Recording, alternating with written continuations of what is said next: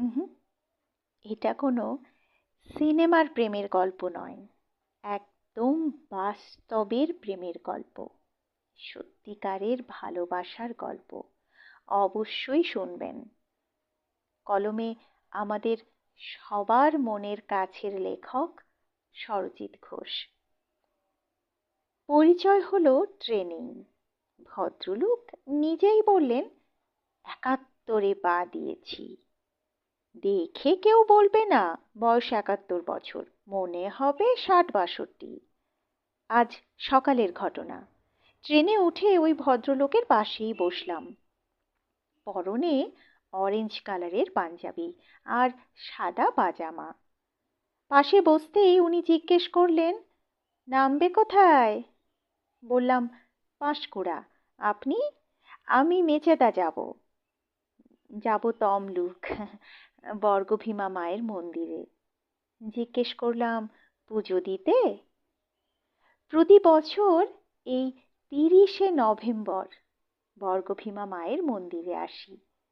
আমার ওয়াইফের জন্মদিন আজ। ঠাকুরের কাছে ওর ভালো থাকার প্রার্থনা করি আমি। এই নিয়ে ৩৬ বছর হলো। ৩৬ বছর শুনে অবাক হয়েই বললাম, ৩৬ বছর? হেসে বললেন, আরো ১০০ বছর আসতে চাই। সবই মায়ের ইচ্ছে, মা যতদিন চাইবেন ততদিন আসবো। একা এসেছেন কেন? আপনার মতো এমন প্রেমিক মানুষ, তা ওয়াইফের জন্মদিনে ওয়াইফকে তো নিয়েই তো আসবেন।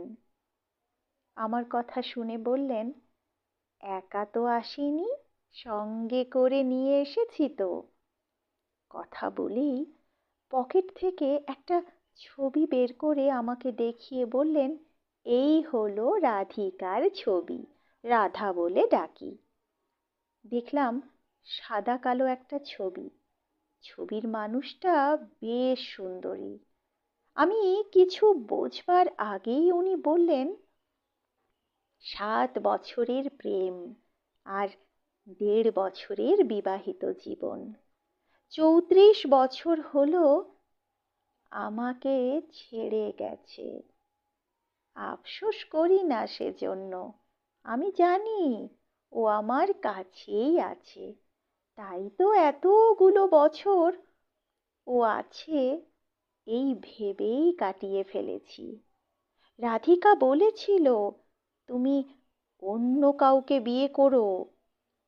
আমি বলেছিলাম, জন্ম জন্মান্তর তোমার সাথেই গাঁটছড়া বাঁধবো, তবু অন্য কাউকে নয়। খুব ভালোবাসতো আমাকে। যে আমাকে এত ভালোবাসে, তার ভালোবাসায় আমি এতটা মরে থাকি, অন্য কাউকে কি করে ভাববো বলো তো? জানো, আমাদের প্রেমের ৫ বছর চলছে তখন। ওর ধরা পড়ল ক্যান্সার। ওর 3rd স্টেজ। অনেক দেরি হয়ে গিয়েছিল। ডাক্তার বলেই দিয়েছিল বেশি দিন হয়তো বাঁচবে না, খুব বেশি হলে 5 বছর। আমি আর দেরি করিনি, সব জেনেই বললাম বিয়ে করব। ওর বাড়ির লোক বলল সম্ভব নয়। একদিন লুকিয়েই বিয়ে করে নিলাম, কারণ যাকে ভালোবাসি তাকে এত সহজে কি করে ছেড়ে দিই? এই সমাজ সংসার কখনোই প্রেমিকার ওপর অধিকার প্রয়োগ করতে দেবে না। বিয়ে করলে তবেই ও পুরোপুরি আমার। শেষ পর্যন্ত ছেড়েই গেল। ওই ১.৫ বছর আমি ওকে পেয়েছি। মারা যাওয়ার কয়েকদিন আগে ও বলল, এ জন্মে তো হলো না, পরের জন্মে। আমি বললাম, ভেবো না, আমি ৭ জন্ম তোমার। হেসে বলল, আমি অপেক্ষা করব। রাধিকা চলে যাওয়ার পর আমার আত্মীয় স্বজন, বাড়ির লোকজন বলেছিল আবার বিয়ে করতে। আমি বলি সম্ভব নয় আর, আমার জন্য রাধিকা অপেক্ষা করে আছে। আমি পারিনি দ্বিতীয় কাউকে ভাবতে। রাধিকার সাজানো বাগানে আর কোনো রাধাচূড়াকে নিয়ে আসতে পারিনি। এ জন্মের কাজ শেষ হলেই আমিও ফিরে যাব। আমি জানি ও আমার সাথে সব সময় আছে। ওর ভালো থাকাতেই আমার সুখ। সে কথা মা বর্গভীমাও জানে।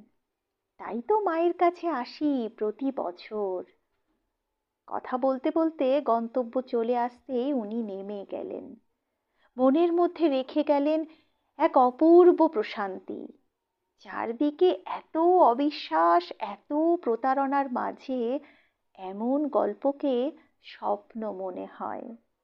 তারপরেও অবিশ্বাসের ভেজাল উড়ে গিয়ে বিশ্বাস জন্মায় মনে। প্রিয় মানুষের জন্য এমন ত্যাগটা প্রিয়নাথ বাবুরাই বোধহয় পারেন। মনে মনে বললাম, স্যালুট প্রিয়নাথ বাবু, ভালো থাকুন আপনার রাধিকার জন্য।